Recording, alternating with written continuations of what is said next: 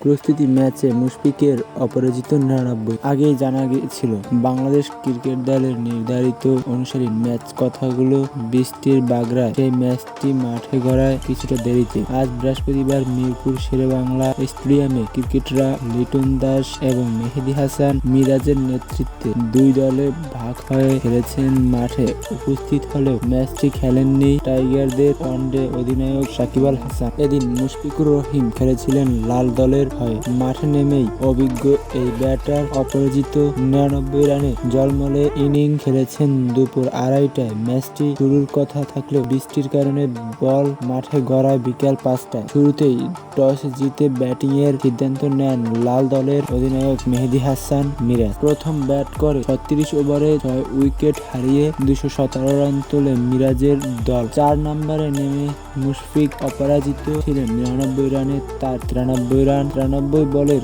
ইনিংসে ৯টি চারের সঙ্গে ছিল ২টি ছক্কাও। অধিনায়ক মিরাজ করেন ৩৩ রান। এছাড়া নাঈম শেখ ১২, তানজিদ হাসান তামিম ১৭, তৌহিদ হৃদয় ১১ এবং নাসুম আহমেদ ব্যাট থেকে আসে ১৯ রান।